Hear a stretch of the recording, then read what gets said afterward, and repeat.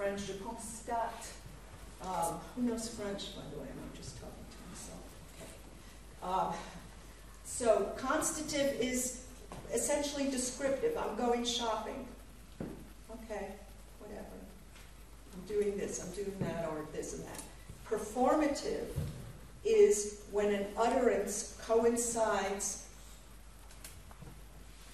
with the doing, the deed, where there's no gap between the saying and the doing. So a performative speech act creates its own being and violently intrudes by doing and being simultaneously. And what are some examples of the performative speech act? My name's Barrett. There's... Yeah. My name is Barrett. Well, I've been called Barrett, but no. But anyway, not the person of the ship. Right. One, marriage. Okay, marriage. When the person in authority asks you to say I do, when you say I do, you did. That has legally binding, that's all you're asked to do, is to do, then you are. You see? Or when a ship is christened, I hereby christen the ship, you are, the ship then is. It's not a description, it's not the meaning lagging behind. It's very often has to do with a legal setting, like the judge who adjourns. When the judge goes like this and says, I adjourn, it's adjourned, the session. There's nothing that lags behind or needs to be further explicated or verbally enriched or fulfilled. So the performative speech act is the doing in the saying, and it has absolute power in a certain way. One could even say that every work of art and every text aspires to being performative, to being and doing simultaneously, to barreling into the world and becoming what it is. One could say that. So Derrida will then work with this and show how one contaminates the other, that they're not absolutely separable. There's always contamination, there's always spillover, leakage, but a lot of philosophers who are metaphysically bound still, as we all are, by the way, we can only at most negotiate at the limits of metaphysics. You can't get out of it. A lot of those thinkers want to keep clean boundaries, and Derrida will show how one spills over into the other in certain, and compromises the other, and one such amazing compromise is the promise. So when I offer a promissory note in terms of speech act theory, what am I offering? Well, I'm promising, but what is a promise? Can a promise promise? In German, the word for promise is Versprechen, which is fabulous because not only is it related to sich, Versprechen, which means to mess up or trip up or have a slip of the tongue, a lapsus. I misspoke. Sich, Versprechen, I misspoke. So promise also, as you can hear, whether or not you think you know German, Versprechen also means to unspeak or de-speak. So the promise at once offers itself, but offers itself as what can't be offered. Why? When I promise to love you forever. Has this happened to anybody? No. No? I promise I'll always love you forever and ever. And this is a Nietzschean problem, by the way. Can you be held to your promise? Can you even hold a promise? Can you deliver a promise? Or isn't every promise given as a kind of intoxicated madness and delirium against which the morning after pounds your head as, oh my God, what have I done? So a promise, no no mortal being is in a position to offer a promise to the extent that the promise to be what it is has to be a performative and has to be executed immediately. That's what a performative does. It says and does in the present. But the promise promises and appends itself to the future. For a promise to be a promise, it has to be valid for the future. I promise to do this means you're not doing it right now.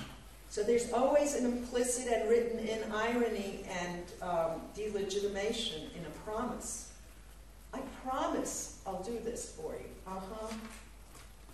And you know there's in very popular, banal settings, promises, right? There's the repetition of the promise, meaning it's going to be canceled out.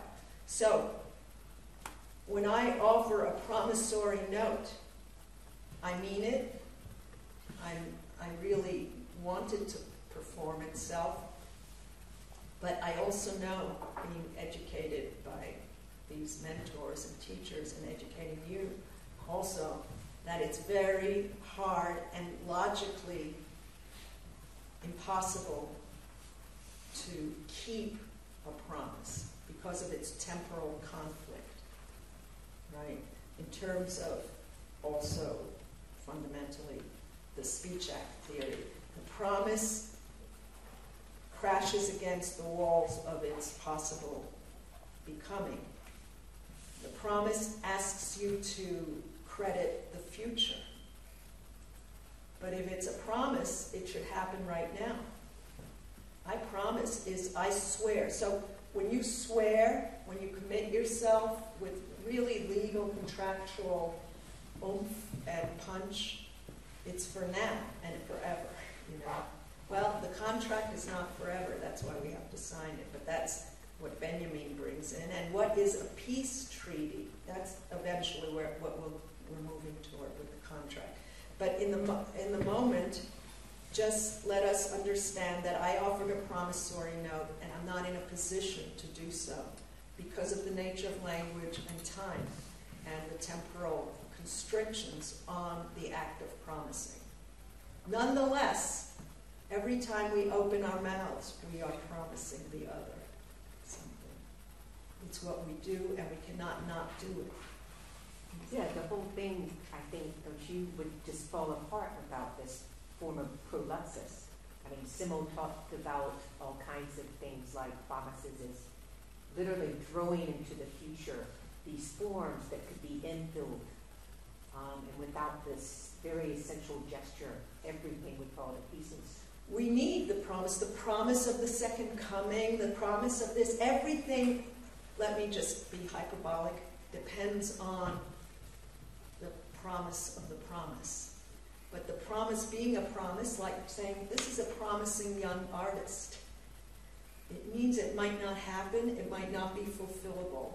It's a wager, it's a bet you can lose, it's a hope, you're right, you throw it in the future, but for it to be what it is, it can't just be some lame, futuristic missive or missile. A real promise, assuming, and we have to bear this in mind, that we need the promise, history needs the promise, theology needs the promise, you cannot do without the promise, marriage needs the promise, state needs the promise, school needs the promise of legitimacy of this and that.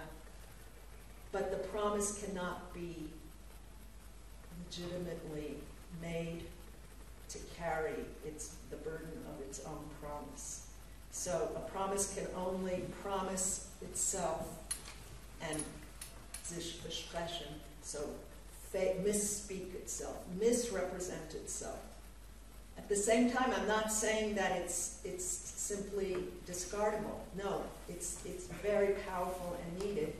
But just to make it totally difficult for you, it's kind of like in Lacan, the phallus, which is powerful but empty.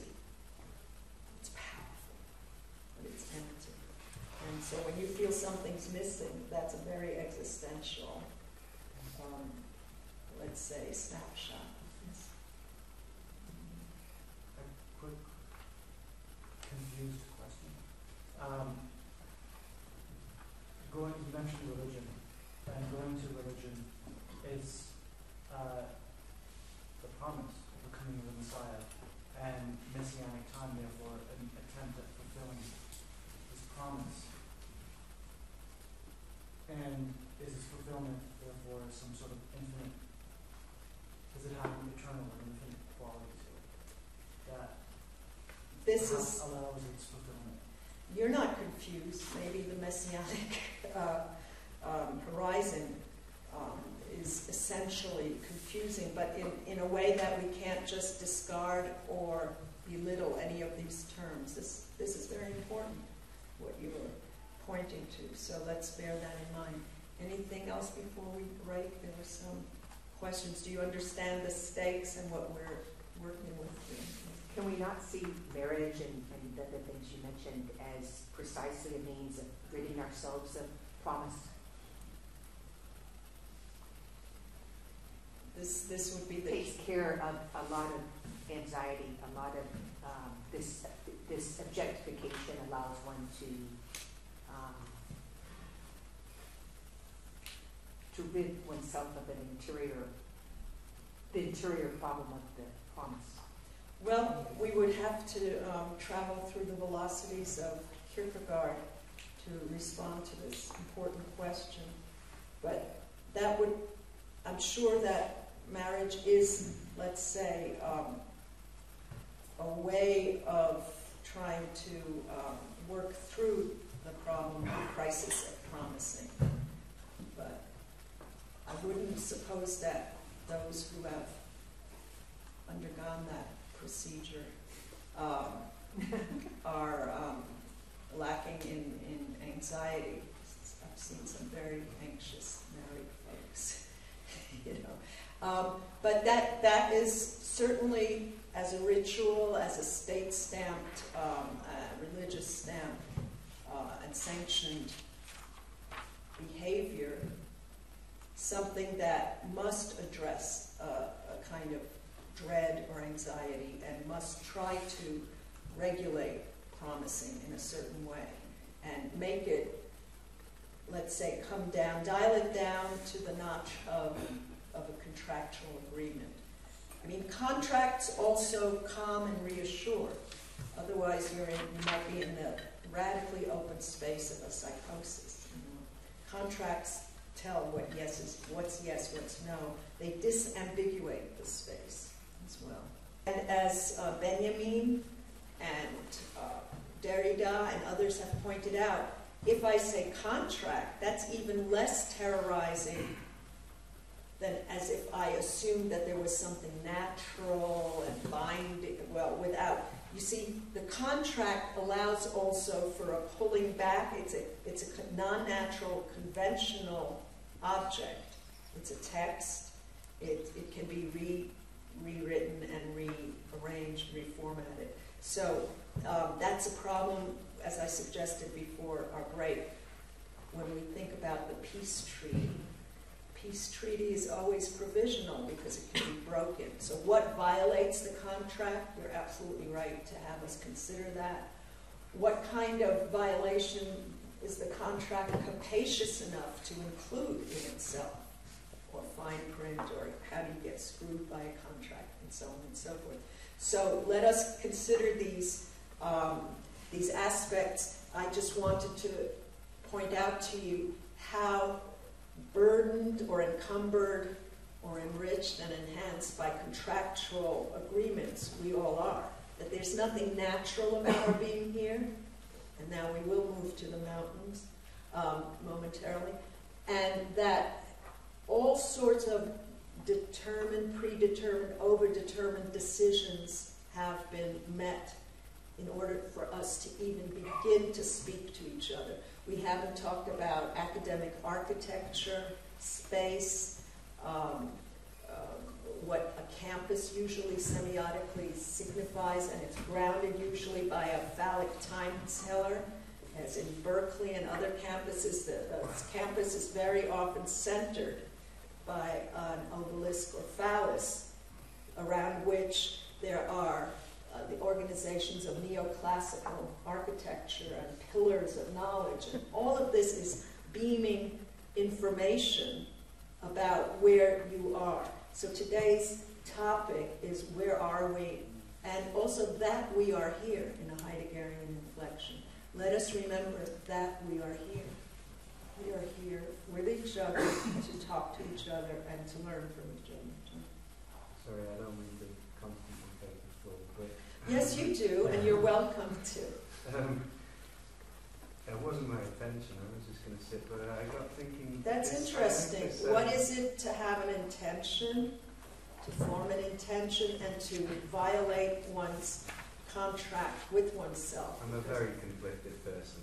That's welcome here, so please. I like this idea about the flip side, because also I wonder if there's, I don't know, it's not the best analogy, but you know, these Russian dolls where there's something within something within something. If there was some kind of Russian doll that actually compelled you, once you put the first one in, to then put the, like some kind of dictatorial Russian doll, that's what I'm aiming at. Because, you know, it was pointed out that actually we've had a layering of contracts, like it began somewhere back in the mists of time when actually EGS began to appeal, followed by going on the website, followed by the money, followed by this, that and the other. And each contract has compelled the next level of organisation. And it makes me think about, well, last night, because in a sense, one of the things about contracts is obviously not signing up. But one of the, you know, but when I think about a contract just in my everyday life, I basically didn't want to sign a contract with my employer. But I'd already signed a contract with the man who owns my building that I live in. So that first contract compelled me to make a contract with my employer. And now I stupidly sell my labour time so this guy can live in the Bahamas. This thing in the EGS, there's also this layering of contracts. And last night it was interesting when you said, because I hadn't thought about all these contracts, and you said, let's make a contract here with this talk. And actually my initial reaction was actually, let me see the fine print of that contract. I'm not sure if I want to sign up for this contract. Because it That's right. And exactly, John. And what was it, and that's why I said, I prepped what I was going to say with what Nico remembered as illegitimacy. Because what is the utterance and speech act, let's make a contract? Was that a plea, a petition? Was I begging? Was I, on the contrary, issuing an injunction? Was it a very strong performative? Was it a prayer? Was I crying out for help? So I wanted you to, today at least, to start reflecting on speech acts and what it is that was thrown toward you, because it would have been absolutely okay for you to have said, I don't want this contract. Yeah, I will not sign. In this room, in this space, I was like, well, I've already bought the flights and the accommodation, and I'm in this room, and there's 100 people sat there, and actually, this is a very, very public contract negotiation. It is, and it also showed, I thought what was ironic about it was that it showed its artificiality, because it's provisional. I mean, it wasn't, it was almost what in psychoanalysis Freud shows as something that, that you throw in to stop a syndrome from spreading and growing out of control. So it was almost arbitrary and very artificial. I said, let's draw up a contract. At the same time, it was said with gravity and seriousness, right? But what does it mean to draw up a contract? What does it mean to say, let us do something? Am I asking permission? Am I not asking permission? Has it been granted? Do I assume that it's been granted, the permission to do so? Or did I just mow down the whole obstacle course of getting a permit in order to say, and did I, in fact, was that a ruse? I didn't say I said let's make a contract, but what did I do? I imposed a contract and I signed for you. I signed you on to make a contract. I obligated you. Does the let us first question is, what is the difference between a performative speech act and a performative utterance? And the second is, when one says, let us do something, let us have a conversation, is it also possible that you make that deferment of what comes next actually impossible? By saying, let us have a conversation, it's then impossible to have a conversation? Very good. Or it's a ruse of deferment, because when in Genesis, the one called God said, let there be light, did everyone go, well, let's think about what that would be? Let there be light is like the wolf in sheep's clothing. There was no, and it was so, and it was good. It's even judged as good. So let is a very ambiguous, thank you, I'm sorry for pointing, rude, is a very ambiguous utterance that also, I'm thinking of Nietzsche's opening when he says, suppose philosophy were a woman. In German, it's Gesetz, which is closer to the law, and let it be posited. In French, it could be mettons or supposons. Let us consider philosophy a woman. Well, philosophers have not known how to treat her. They have mismanaged and manhandled philosophy. Philosophers are brutes, says Nietzsche, who have not known how to honor the woman that philosophy is.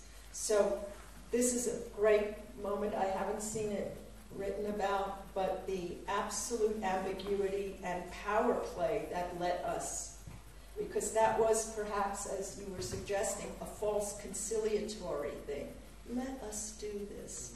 You know, I often play the mark of gender. I can do things and get away with things that guys say they can't, they say to me. Certainly, I may be wrong, but let's consider it. Not only the way I dress up my books and play around with and make them up and dress them up and all that, but certain kinds of transgressive behaviors that guys would have to do differently. They have to muscle up or do the Marxist Freudio kind of macho Deleuzian stuff, which I don't have to do. I can do other things and break down certain barriers. I don't have to sell out as much as my guy counterparts may have to. This is, let us suppose that this is a hypothesis. It's a real question. Thank you for asking such as, because I've often been told that I get away with stuff that guys would never get away with. But let's consider what that means. I'd love to know. This is a dark blind spot. So thank you for bringing up the, see, that's something like will to power. What Nietzsche would say, you mask yourself as a meek, which is what the feminine can do. Guys can't show up castrated unless they're really advanced. And they assume their castration and impotence and all that. But I feel, okay, so I come up meek and say, let us do this, right? But that's what Nietzsche would call a will to power move, because the let us arrives and presents itself as meek and conciliatory, but maybe there was no room, as John suggested, to negotiate the contract. You know, it was absolutely imposed at that moment. I was just going to add, in the spirit of really looking at the situation last night and all parts of it, is that when you speaking as you did and bringing up the idea of the contract was done after people had left, and probably, in my opinion, the people that would have really benefited from being in on this contract are absent. You're right. There was something temporally already failed about the Speech Act. Thank you for bringing that up. But I'm a failure. Which is, I really needed to hear that now. You're absolutely right that I was also, that's a very important question, the question of address. Who's being addressed? I was petitioning those who had already broken the contract that hadn't been instituted yet. This was a real deconstructive pretzel thing. I was addressing those who were gone, who could not receive the message, and I was instituting metaleptically, in other words, I was instituting a contract with them that would have, could have, should have bound them. So I was in a cinematic space maybe, reversing, going on, what's it called? Reverse. What's it called when you back up in a film? You know, rewinding, thank you. Rewinding the whole thing. So my contract was so impossible and failed on so many levels. You're so right, that's very brilliant. That I was addressing those who were no longer there. So the contract couldn't reach them. I obviously was not addressing those who had already a priori honored the contract. But I think I wanted to say, we're here, we're queer, no, wrong text. We're here, and we're here to work together, and that involves the so-called margins and non-textual and non-accounted for moments that leak, that bleed, that are absolute migrants and don't have passes or passports and are inappropriable. This was an inappropriable event, and we're here trying to understand the appropriation of meaning and what is depropriated, what doesn't belong to the protocols of reading. So what I tried to do is to stop a hemorrhaging, not only that people were leaving, which was a problem. People were leaving was a problem, and people were staying was a problem, right? Everything was impossible. I thought, maybe I'm wrong. It was impossible last night. I was mad at those who were staying. I was mad at those who were leaving. I was mad at myself for coming because I was afraid that Wolfgang would yell at me and look at him, you know. So if I didn't go, so I got mad at my own over-commitment to contractual obligations with my committees that I'm going to fire, by the way. So you're absolutely right. Whom is one addressing with "let us do something" when the ones that I was trying to bind and attach and reattach were gone? Ms. Rebecca. I'm sorry, I just wanted to, I'm trying to recall from Derrida's hospitality text, is there not a point when the one who is extended the hospitality encroaches too much upon the person who has given the hospitality? And so there is some point where one is allowed, I mean, what is the duration of hospitality? Exactly. Now, this is the problem of conditioned and unconditional hospitality. Unconditional, the person can bust into your space, which is already a problem that you have a space and all that. And so there has to be a question of boundary and where that bust takes place, or intrusion, or invasion, or infection. You can't ask their name, no papers. You don't say, who are you, who invited you, show me your papers. And you can't, and they can sit there, and it's, again, popular culture knows this, the man who came to dinner or whatever it's called, who's someone who, an invited or non-invited invader. Absolute hospitality means you will sit on the couch with them and offer them food, and, okay, now I'm going to break the, I didn't want to go there, but Derrida tells us what the text, the founding text for hospitality is, and it's a very violent one. This is very Derridian, to find something that looks like a fabulously generous, positive thing, and it turns out to have a very pernicious origin. The origin in the Bible is Lot's hospitality, when he offers up his daughters to be raped, even anally raped if you read closely in the Bible, by these visitors. So that is the first articulation in the West of the responsibility of the host and absolute hospitality, which is whoever knocks at the door, you offer them. And what do you offer them? And who pays for hospitality? The young girls. They are like violated all night. And that's what we repress and build on and then transvaluate into hospitality. So every time you see a hostess with the mostest, the hidden and repressed and stuffed paradigm is this absolute violation. And the question is, are the daughters his to be given? Yes, in terms of those contractual decisions. And this is hospitality. Offer up what you have for the use and pleasure and jouissance of the invaded. I want to, I think, address two things. One is a question first, perhaps it's out of place, but I'm just wondering why we are talking about, exclusively talking about contracts and not about agreements or stuff like that. Right. I'm associating Nietzsche, right? Arguing that perhaps contracts have originally, this is the wrong word, right, but it has to do with something with punishment. So by imposing a contract, you impose like potentially punishment, whereas referring to the yesterday's situation again,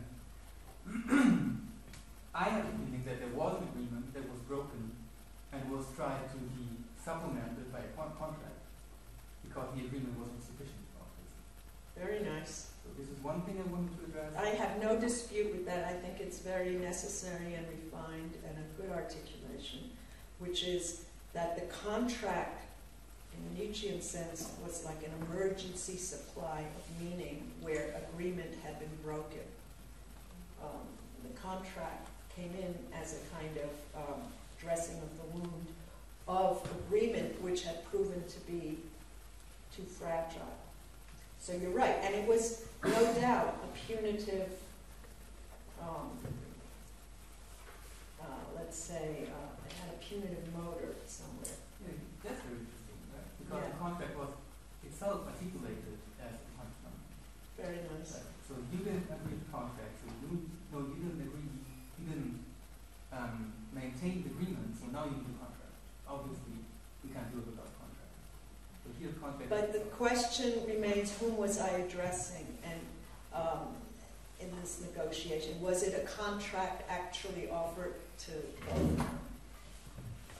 You know, there's a real question of address and destination and the destiny of that moment. Okay, but Thank you for bringing it up. Yeah. Thinking about that, we would perhaps have to defend Wolfgang, because part of the contract we have with Wolfgang is that if Wolfgang doesn't like the lecture, he will leave. He said it openly. When? Awesome. They will. I heard about that at least twice. Okay. Okay. I didn't know that. In his opening lecture. That's the fine print. Yeah. So this All right. was one like here. The other is the hospitality and load thing. That was pretty interesting. But I just wanted to add perhaps that it's not, or in my remembrance, it is not the daughters that are open to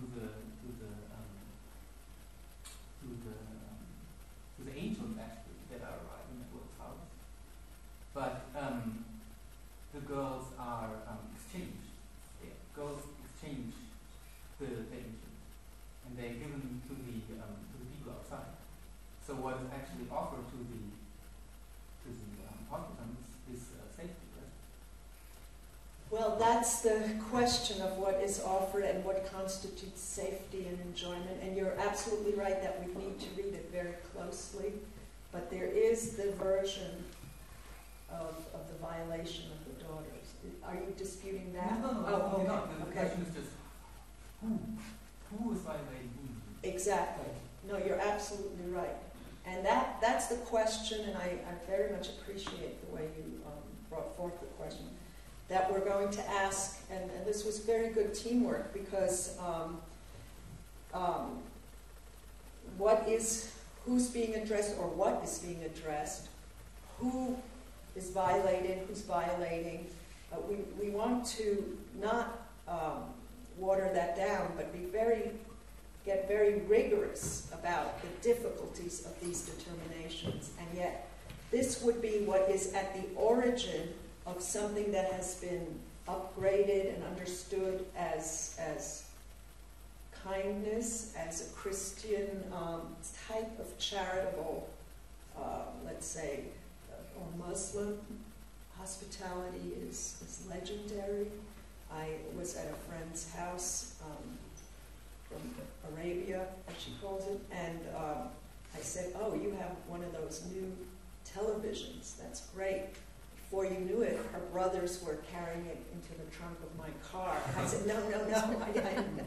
But that was more complicated too. It was very generous and hospitable, but they had to ward off the evil eye because I showed that I coveted something that they had. So it's more complicated. But the whole point is that from now on, let us just limit what we're saying to anything that seems very, very unambiguously good, just to say much too quickly in shorthand, may have a pernicious history and origin that we want to be aware of. Also to have a sense of the Nietzschean cover-up. You know, that Nietzsche said at one point, the utterance, "I am ugly," created the beautiful. So it's the very need for art and aesthetics, which for Nietzsche is a suicide prevention center, by the way. Without art, we would all commit suicide, says Nietzsche, because we need the fakeness and artifice of art. Otherwise, we just kill ourselves if we only had religion and all those truth-bound impositions and contracts. Yes. There's a lot of things going on right Right. now, and I'm feeling very electric somehow. But and I appreciate that you are somehow cultivating the attention towards the complexities of the very ordinary. And one thing that I'd like to start off with is just addressing something I've noticed that is perhaps something you can get away with because you can play with the gender card. The fact that you're thanking people when they have a comment, and you're saying very good, and that's right, and I appreciate this. And in a sense, there's this convergence of the contract and hospitality, somehow in the modus of the stranger friendship, xenia. Because in this sense, I mean, we don't know each other. We're not friends, but we are somehow in a sense of there's an amicable mood. Mm-hmm. And we're strangers, but we're also not in the sense that we expose ourselves. So there's this constant negotiation that's going on there. And I don't know where I'm getting with that, but No, this all is good. all I have to, the feeling that I have is somehow your enactment of this stranger friendship, in which you as a complete unknown at the same time seem so familiar when you say thank you and you smile and there's this almost, I don't know, taking care. It actually does produce a certain sense of, or a buildup of an anxiety in a way. Like then when you don't say thank you. Okay. But don't forget there were also SM inserts. And I'm talking about violence and my violating the student body. I haven't yet talked about that. And the traumatic destruction of a teaching. So I'm also having a whole armament buildup, a whole warehouse, a whole arsenal that I'm pointing to in some way. That I'm doing at least 2 or 3 or 6 things. I'm working on 6 registers, but you're right. There is one sub-personality that is trying to bring graciousness to our discussion. That will be motivated tomorrow when we read Heidegger, who's against polemics, so to speak. To say against polemics is, in terms of utterance, nonsense. If you're against polemics, you can't be against, you know. But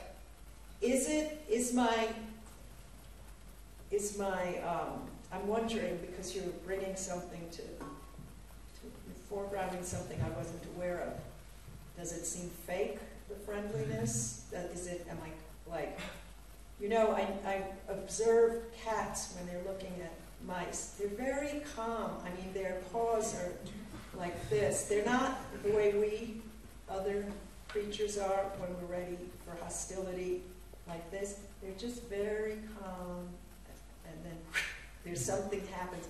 So the question is, to what extent is teaching strategic, almost military, tactical maneuvering in a psychic space? I want us to ask all these questions, and also to figure out, what does it mean when one shakes the hand of the other? It shows originally that you're not armed.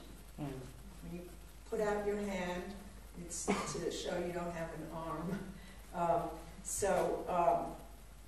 I want us to, I appreciate what you're saying. Does it really reassure? But you said it makes you anxious as well. But that's a psychic energy that's being released. Okay. But maybe not only. Maybe there's something that is untrustworthy. Is it familiar? And you're right.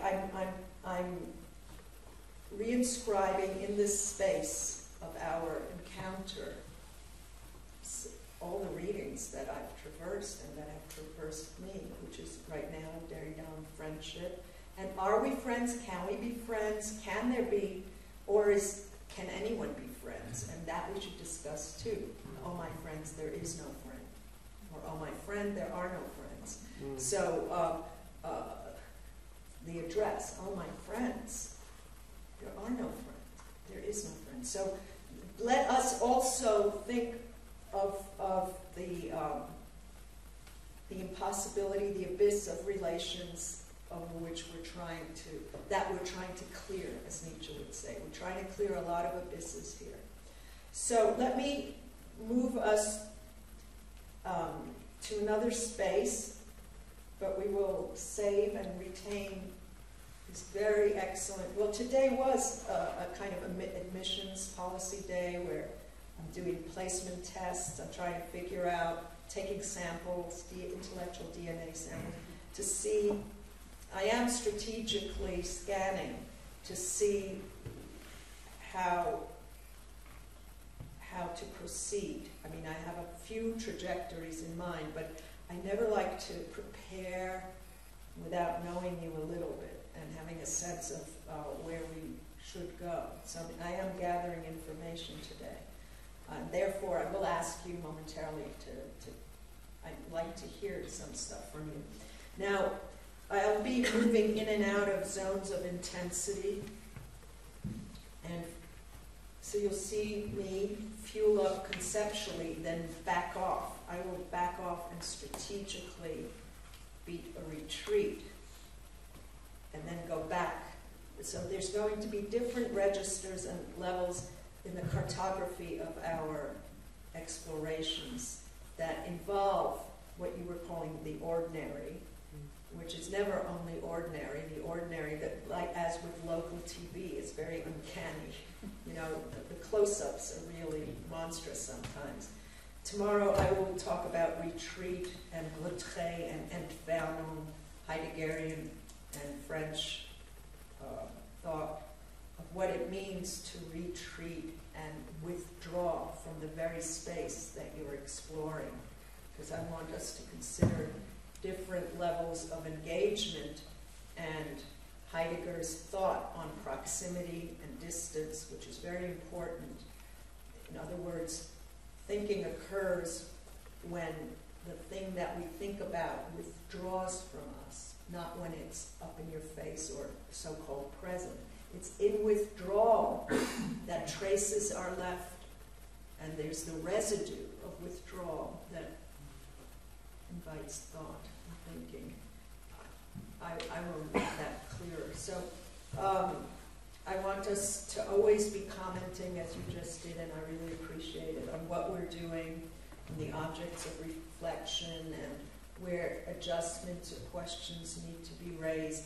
I want us to be I keep on a short leash resistance. Freud said a little resistance is good. You need traction. How else do you get traction if there's not a little resistance? I could do without it. I like psychotic adherence and you're with me all the way and all that. But let us be aware of resistance, where it resists. That's a psychoanalytic question. And this is not like saying, well, I like this, I didn't like that, because this is not about whether or not you like anything, because you don't even know right now. It's one of those trips that you will have love, probably, but you can't judge. So suspend judgment, please. And it's not whether you prefer vanilla or chocolate ice cream or something. Just note where it resists. That will be part of our rigorous training. To read not only the text, but to read us reading, as I said, and how it reads us, how we're being read, and where there are gaps and disjunctive moments that can't be accounted for, because that will be part of our thinking together. Now, where are we? Where do we find ourselves? What frames this encounter? These are questions that I'd like to continually return to. We're in the mountains here. The mountains can be seen as natural objects, but are inscribed spaces, textual expanses. There's a grafted history of something like consciousness. Why do philosophers always come down from the mountain to tell the truth, to bring their truths? Or Moses, the lawgiver. Why? What is it about the figure and topos of the mountain that is essential to the very thought of thinking? All right? I want us to consider the neighborhood in which thought here will be elaborated, inscribed, or exscribed, as Nancy says. So any philosophy or theology will come down from the mountain when the truth gathering has taken place. That is not a contingency here, that we're in a mountainscape. Now, the mountainscape itself here resonates with Nietzsche. It's populated with Rousseau, with so many others. And it's not only Zarathustra and Socrates that come down from the mountain, but this particular mountainscape has also been inhabited by the monstrous, who is known to us, though it was nameless, as Frankenstein. Frankenstein, the monster. If you haven't read Mary Shelley's Frankenstein, I urge you to do so. It's a gorgeous text. But in its great, unnameable, unpresentable monstrosity, the monster traverses this scape, this mountainscape. In the 18th century, it was considered dangerous to come here or travel through the Alps, and there was something called the cloud glass, which those who did go in carriages across these spaces used. So if they did risk opening a curtain, they would only look through the cloud glass, which rounded off the mountains, so that the jagged peaks that still provide the iconography for horror would not drive them mad. Things had to be rounded off. So I want us to be aware of a history of inscription, and also in all of philosophy, the difference that is marked between the beautiful and the sublime. And I'm going to see how much time I have just for a little soundbite here on that. And suggest that you consider in Burke and Kant and others the difference between the beautiful and sublime in aesthetic representation. This was a distinction that Kant picked up. It used to be marked according to gender. The beautiful is what is manageable, it's little, it's feminine, and the sublime is the unmanageable, masculinist excess. Sublime is that which resists representation. It can't be, it's the irrepresentable, the non-presentable. It's that which exceeds reason. So when you read Kant's third critique, there are two types of sublime, the dynamic and the mathematical sublime. Do you know what the examples for the mathematical sublime are? Or is? Is it the sea? That's dynamic. That's dynamic. So dynamic is the ocean, the absolute expanse and unrepresentability of the limits of oceanic being, that you can't wrap your head around it, and it can't be subjected or subsumed under any concept. The mathematical sublime is infinity. You cannot wrap your head around it. You can't accommodate it. Reason can't subdue it to its level of cognition.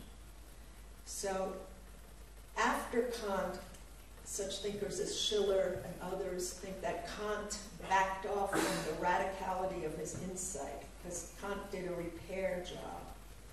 Kant opens up the dossiers of the sublime, for which the example would be the ocean or the Alps, which is something that reason. Have you seen those images, famous images by now of Caspar David Friedrich, where you see a single subject trying to erect itself with, by the way, a non-natural mountain series of scapes? You know what I'm talking about? If not, maybe you can bring that famous image, which is to say, you see what happens in the sublime, for which the Alps are a figure or disfiguration, is that reason is threatened, is fundamentally menaced with destruction, because it can't wrap around it and can't deal or cope with it. But Kant suddenly changed the terms of his insight into the abyss of reason that the Alps or the ocean provoke, by having reason triumph in the end, that the human mind, human reason in Kant, is able to get a hold of itself, get a grip, and grip is the right word, because begriff or concept means that you can get a grip on something and subject it to the laws of reason, the contract of reason even. And therefore, Kant ends his thought on the sublime, which, by the way, is a thought that is very important to French theory, contemporary French theory, from Lyotard to the present. Because the sublime, Lyotard introduces the political sublime, things that you can't handle reasonably, and so on, and what can't be presented or represented. So Kant, says Schiller and others, kind of recoiled from the radicality of his insight by saving the day and having human reason triumph and master the very thing that is set as the unmasterable sublime. An experience of the sublime is something that threatens to destroy mind, because you cannot handle it. It does not make sense. And so the jagged edges also were not corollary to the imaginary of mind. So this is where we find ourselves. It's philosophically very rich and demanding. It's not reassuring. And yet it is a place where something like thinking has settled, to the extent that it can settle at all. And that's what I wanted us to be aware of, to summon our friends whose names are on these mountains and whose spirits still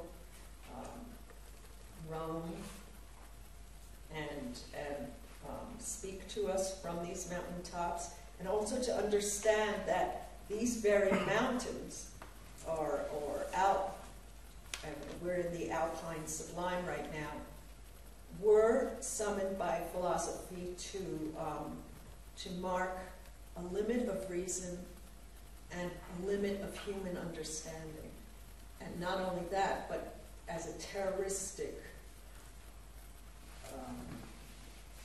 threat to the possibility of self-constitution and reasonable articulation. It's the Alps disarticulated the subject in a way that needed to be defended against. So this is part of where we are. Today we were laying on all of the presuppositions of what makes it possible for us to even think we are where we are. And I wanted you to see how overwritten and already textually determined this space of our encounter is. Does anyone want to say anything or yeah, so what I have written down also in my notes is that I want us to be attentive and mindful of the scenes of our thinking and reading and work together. So do you have questions or interventions or remarks? And were you able to hang in there with me today, or what we can make adjustments as long as we talk to each other? I think we can try to understand. I also I wanted to read a poem with you. I'm a reading machine. If there's something in the course of our discussions that you feel you'd like to do with me, like poetry, literature, and so on and so forth, or a particular philosophical corpus, do not hesitate to let us know, because we are all going to benefit from that. Otherwise, I will choose one of the trajectories I've prepared for this encounter. But how are you doing today? Do you even know?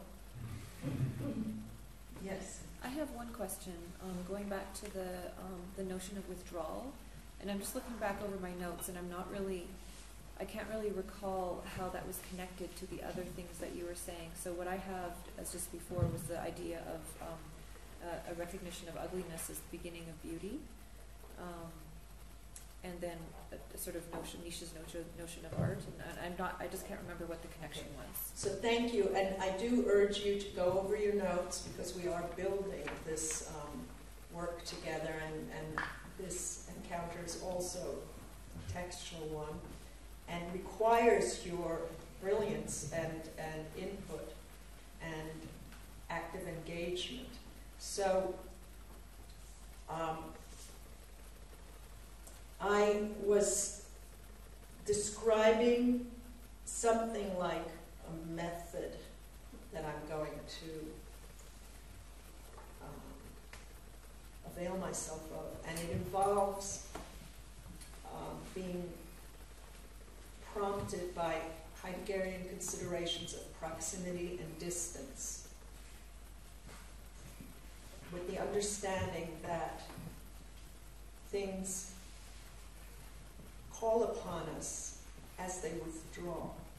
Or let's consider last night. It was Wolfgang's withdrawal that indeed left an ambiguous or unambiguous, but it left something that needed to be read, thought about. I will talk about withdrawal, or the retrait. In French, retrait is especially resonant because the trait is a trace. So if you imagine that in English, retreat were called retrace, I'm taking a retrace. It's at that moment of withdrawal that a trace, which is a mark of absence, which is residue, which is übrig bleibt, or what is left over. We are given leftovers or residue to read and understand. Let me give you a very quick example. It was the withdrawal of the last prophet, according to Nietzsche, Jesus Christ, or a god, the last Greek god, or the you can fill in the blanks, but in any case, it was the withdrawal that required an entire thinking of Christianity. That withdrawal happened and didn't happen because of the complication, the trivial little thing called resurrection. So I'm going to put that aside. But in any case, it's the gods. Let's go to the Greeks. Christianity gets a little too complicated. But the God's withdrawal that calls upon us to interpret the absence of what no longer is. That's why I was very happy when you said there was something missing or lacking. But that's what our practice is, to respond to that which has withdrawn or abandoned us and no longer is. So all of Western history and culture, according to Hannah Arendt and others, occurs at the moment of the withdrawal of the Greek gods, when we're on our own, and the gods, or God even, has bailed and left us with no one to address. Whom does one address? And so on and so forth. So it's in the condition, according to Heidegger, Hölderlin, and I will try to fill this out a little more. It's in the condition of the great Entfernung, or withdrawal, or distanciation, that we are left with a task of reading the enigma of something that no longer is in a palpable way. If things were, we wouldn't need to be thinking, reading, running after them, and trying to reel them in or constitute them, be it as fictions or as some sort of non-fictional space. Thank you for asking that. That's a good one. I was thinking about the earlier discussion of contract as a supplement to agreement, and I guess this is kind of obvious that it recalled this idea of like writing as being supplement to speech, and contract is obviously this written thing, which sort of say something like a verbal contract, as opposed to the supposition that's a written contract. Then I was thinking logically, contract comes from with a tract or with the writing, and I like this idea of the sort of ground of the class being a like together writing, or together reading, like a text together. Thank you. Yes, and that's why I take great pride in each class is absolutely unique, incomparable, and I take pride in it because it's as crucial and rigorous as a text that is signed. We are co-signing something here. We're not sure exactly what, but that's why it requires you to, and I exhort you to bring your greatest intelligence and goodwill and intellectual probity or honesty and openness and seriousness, as well as other modalities of engaging with thought. It can be done with humor, with irony, with kindness. But that may not need, you can treat me like an appliance. You can put me on delicate if you're feeling fragile and delicate, or on very tough stuff. I can also do the tough stuff, So that's the decision we'll make, and it doesn't have to be definitive. We can every day have a different program of listening music. It can be classical, it can be techno, it can be anything that establishes a rhythm of our encounter. But certainly I want to encourage you to co-sign a text that is very important to all of us and is truly a promise, to the extent that I'm not sure I don't have a program as such. It's not locked in. I'm really listening to where you're at, to the extent I have access to it. I have a question regarding the contract and the violent imposition of the contract. And it's, in a way, it's an obvious question because I keep thinking there are times when not instituting a contract is far more violent. And in this situation where if you had not instituted this contract last night, there would have been a silencing of Professor Bergen in a certain way. And this is, I go back to thinking the different or thinking the Torah or the wrong. And so there was an ethical imperative in instituting, or responsibility in instituting this contract. How would there have been a silencing? Sorry? You said that there would have been a silencing if how would there have been a silencing? By leaving, by not giving the space for the communication to occur. This is very beautiful and I appreciate it, which is to say, and this would take us in a certain political, theoretical direction, which is what happens in the absence of a violent imposition, such as that of a contract, is something worse than that kind of violation that produces a contract or imposes itself in the way it did. Something worse and unfigurable could have happened. And this is, we could, I know I'm trying to just say too much too quickly, so let me know when this makes enough sense. By not, and that was the ethical anxiety from which I sprang, which is, it's kind of shitty to institute a contract for all the reasons that we started to enumerate. But what would happen if a contract, no matter how artificially cobbled together, and it was an emergency contract, what would have happened if that hadn't happened? Something might have been effaced or erased or annulled or wounded and harmed that might have also blocked futurity in terms of the future of the public lecture series. Not that this is, the most world-shattering, earth-shattering situation. Nonetheless, that's the situation we were with last night. And no matter how important or trivial it was, there was something like a pledge to the future that I tried to open up, to say, by instituting this contract, I am pledging, first of all, to have remembered the one who wrote, what's the book called? Remember? Is this a film? Remember? Yeah. I'm pledging to remember this as something that he has done, and that we accept even the faltering moments of it and the unreadable snags that occurred. But I'm also opening, I hope, by instituting this contract, I'm saying, I also had to say performatively that this was the first lecture. Why did I have to say that? Because there was a series that was about to be contaminated and compromised, I thought.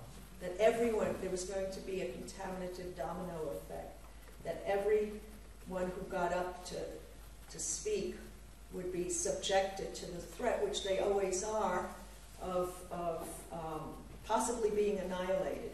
Who knows what, it's scary for people to come here and bring their work and stumble around it and stutter. It's very interesting what kind of regressions occur. Some of these big shots, they're with other big shots, and this is a problem because they never listen to each other. And here they're forced to present in front of each other. That's usually taboo. Like when I have to stand up in front of Badiou or someone and then we go at it, we don't usually subject ourselves to that. But here it's part of an agreement that we will, try to present our work. A few years ago I presented my work, and Gamben and Hamacher absolutely, were violent with me. It scared the audience because it looked like, but wasn't, violence against women, or so. I was the first woman and only woman in that year. And these guys, they just jumped on me relentlessly and without mercy. But it was also a kind of a recognition that I was one of the guys. I mean, it was very, not readable. I'm not sure. We can talk about it some other time. But what it means to be jumped on like that. In any case, I thank you for saying that the absence of a contract might have also left a kind of residue and had an afterlife that might have been a little toxic, Yes. I wasn't, so just to sort of like also think about if there was, I like Benedict's suggestion that perhaps there had been an agreement prior to, say, the establishment of a contract, and that the agreement had perhaps been broken. But I would posit that also that part of that agreement is on the part of the speaker, and we haven't really discussed that. And it seemed to me that last night, whatever happened during the talk, but afterwards, a very important part of the agreement is for the speaker to respect students. And it seemed to me that in a couple of the questions that wasn't really happening. And I was one of the people who left early, so I concede that perhaps that wasn't the right thing to do. But in a situation that is deteriorating, at what point do you decide to act or not to act? And so to act is to actually make a statement and hope that, in fact, that will initiate a process that is productive. I'm anxious to also interject here, because you said the silencing of Victor Bergen by people leaving. But he wasn't silenced by people leaving. I stayed. He was silenced, in fact, by your interjection of a contract. There was, whether for benefit or not, but you, by interjecting, who knows what potentiality, who knows if Bergen and Vincenzo might have found some third way, some great opening for them. Although we all can laugh about the impossibility, Vincenzo but was very knowledgeable and But there's a possibility by acting in that situation or in any situation, by instituting a contract, then in fact we do silence. If I walk away from Sarah Palin, I'm not silencing her. I'm walking away and... But this wasn't Sarah Palin. Wait, but I want to hear just a moment, because we're going over time a little bit. How were students disrespected? I'd be interested. Well, it seemed to me that the first question that was posed, and this is perhaps an incorrect reading of it, but the first question that was posed regarding the Frankfurt School, it seemed to me that that question was disrespected. Okay, what I heard was that he was derailed at that moment, the speaker, because of what had happened. I agree that that was a scrambled attempt at an avoidance of an excellent question. But is that disrespect? He didn't say, "You idiot." I mean, he kind of did, though. Really? Didn't he say, "Oh, it seemed to me that all of you would have already known this, being blah blah blah blah." It seemed to me that that's how he began his answer. You would know this because this is a German-centric school. Well, he did say he presupposed that, though. He did kind of take some accountability for his own assumption. Yeah, I think it's his tone, like his not accent, but his tone that sometimes makes people feel condescended. And so okay, let me just say how I heard it, but you're right. That was a moment, but I thought he's freaking out. But what I did think I heard was, remember, the reproach was that you're German. And I thought, who's German? The person who walked out on me. So there was something being addressed again to the absent one. This isn't a German formal sense. You see, what he said was so wrong, I thought, that it just glitched over into another level of petition and plea, I thought. He had been wounded, and he thought we were Germans, and that we would know, blah, blah. So I thought, that's interesting, really? Maybe not. What does it mean to say that? And which Germans know about the Frankfurter Schule at this point? Or what did that mean? You're right. But I thought it was already addressing the other scene, that he was split. He was a split screen at that moment, addressing something else. it seems to me if that was the case, and perhaps it wasn't perceptible to everyone, that someone in that position ought not direct that towards a student. It could be also that, I see what you're saying. So you thought it was, a wounding statement. Well, there are power dynamics at play, right? So that this is how I was reading it, and like I said, I How could be interesting. completely off, but But, the Frankfurt School is so quaint at this point that I thought it was picturesque. I thought the question was excellent. I don't remember who asked it. It was very important because there was a scrambling of who's the witness to a psychoanalytic session? What's he talking about? This and that. I refrained from judging, though I probably gave it away, what I saw. The thing was, for me, it was a true abyss. And there was another abyss and another abyss, and I just thought, can I just pretend it didn't happen, go to bed, prepare for you guys, Or was there an ethical call to maybe mess it up, but mess it up on a level that was manageable for all of us? Because now we can talk about whether what I did was, as you say, also a violent silencing.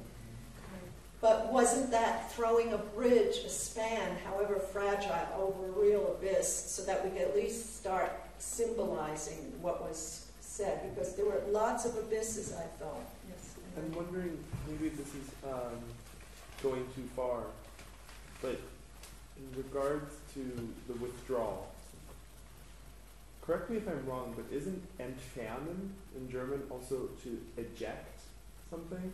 Like you have a USB stick in a computer and you can entfern it, right? Yeah. Eject it. So, just playing with language, if you double entfernen, you're rejecting something, right? So is it possible to consider that in this space, this proximity and distance between the withdrawal and the traces, that there's also the moment in which something can doubly withdraw in terms of a rejection that produces an understanding as well? Because somehow in the example of last night, there's the first Entfernung, which is Wolfgang walking out, and then the second Entfernung is you standing up in the sense of you ejecting yourself from the situation, you withdrawing yourself from the situation. So it's not necessarily you creating a bridge, but also creating a distance. That's interesting. I thought I threw myself into it and needed it like a home. So in a way, it produces a rejection. The ejection becomes a double ejection, rejection. If we're going with that, I would say that the way that Bergen's comportment after Wolfgang left would be the rejection. And so what might have been possible there to ask him questions that he would have been able to answer in a more fully and respectful manner. I didn't necessarily think he was disrespectful, but in a more full manner was then he began to almost reject the students. Like I think the second, I don't mean it literally. The students were stand-ins, and the other question, but we must now go, is let us think of the ject, the J, as Derrida says, the what gets ejected. Object, subject, reject, eject, all of these jects are very important for the launching of the subject, or object. Secondly, I would ask you, is that part of the contract that the one who speaks needs to respect the student body? I'm just asking, because the student body is so lacerated and masochistically mistreated. Anyway, is it, is that a denial of how abjected, let's add the jects, the student body theoretically and structurally must be? I'm saying this in order to be rigorous and so that we can work with it. If he was disrespectful, is that part of, did he break a contract or not? Is he contracted to be respectful? And how does respect,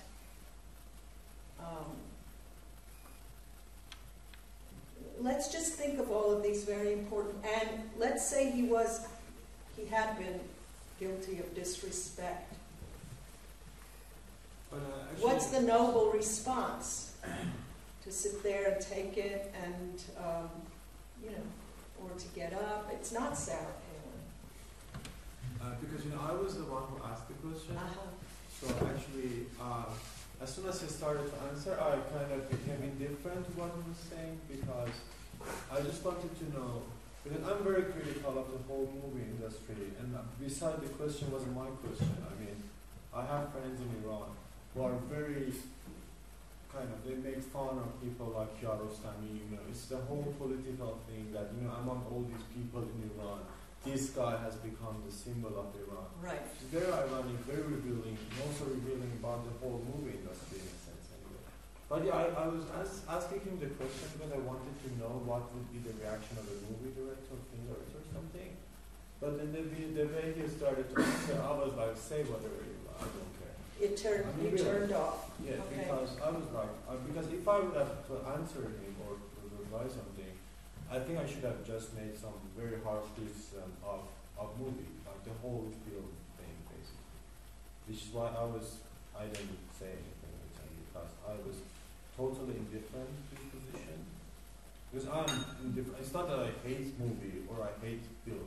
Oh, I'm so, indifferent to them. well, okay, so you started out hostile, is what I'm not hearing. really. No, it was So my maybe he question. caught that. No, I really wanted to, my question, because it was mainly someone else's question, I wanted to hear something which I could then consider as a defense of Bill. So it was, it's not really my position.